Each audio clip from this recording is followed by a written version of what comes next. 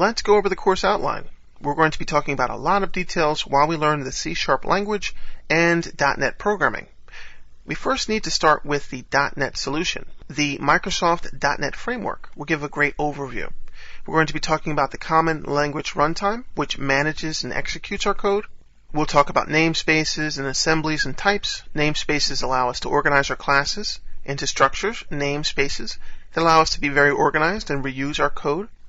We'll work with assemblies, which allows us to work with modular code, and we're going to actually be able to make nice modules as we create DLLs and executables.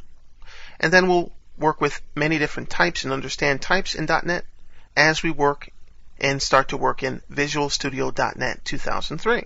As we jump into C#, we're going to learn and understand a basic C# program. We'll use the command line compiler, which is very helpful to actually compile our programs without actually having to worry about Visual Studio .NET. It makes things a lot easier sometimes, and it's very handy.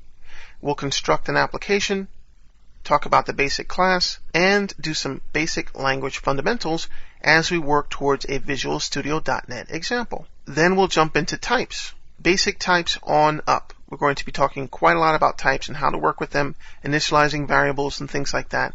And we'll talk about the system.type and system.object hierarchy and how it relates in the .NET namespaces and assemblies. We'll talk about value and reference types, which is very important for memory, garbage collection, which is important for managing our types, and type safety, which is always important, as well as other great .NET type features. We'll move our way into objects. C# is an object-oriented language, so we're going to learn how to define, create, and use classes, structures, and enums.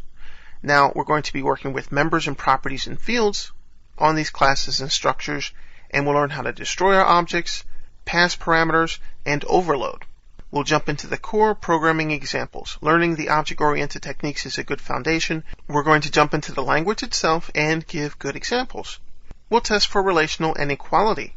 We'll work with if, else, switch statements, and all those great things, as well as exceptions and how to handle these errors within our programs using try-catch. We'll work with strings and arrays, and some great features like array lists, collections, stacks, queues, and hash tables. If you're used to working with the standard template library in C++, for example, or you have to write things yourself, you'll be pleased to know that you have this available to you, and you can browse the assemblies, and I'll show you some great examples. Then we'll jump into the more advanced object-oriented techniques, base and abstract classes, the big three, encapsulation, polymorphism, and inheritance, and then we'll talk about the object, the root of all classes, as well as more advanced topics in overriding and overloading. Then we'll talk about events and delegates. Events and delegates let us hook into our code. We can handle mouse events, keyboard events, and delegates are like function pointers in C#, and we're going to see a complete example on how to work with these. Now we get into the programming. File, system, I/O, and streams. Very easy to read and write files in .NET. We're going to be working with the different classes within .NET, and then we're going to actually write objects to streams, which is great, and you're going to like that. After we get over the major hurdles of the language, we're going to dive more into namespaces and assemblies and how to use them. We'll talk about class libraries, private versus shared assemblies, and we'll talk about the GAC, Global Assembly Cache, and how this relates to what we need to do to work effectively in C#. Then we will talk about Windows applications, more programming, system.windows.forms, how to program forms, how to work with common controls like buttons and other things, toolbars, menus, dialog boxes, and we'll also work with COM controls, ActiveX controls, like Flash, and do a great example with that. Then we're going to do data access. Data access is great in .NET and C#. We're going to explore ADO.NET and XML. ADO.NET is a great architecture, and it gives us a lot of XML freedom, and you're really going to like this. We'll do some great examples. We'll also read and write XML files.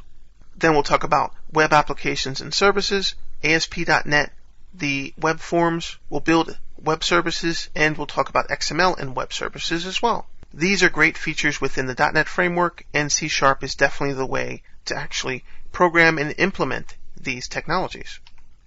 Then we'll talk about graphics programming. Graphics programming in .NET is great and fantastic, and you're going to really like this section as we work and talk about the graphics class and how to work with system.drawing and give great examples.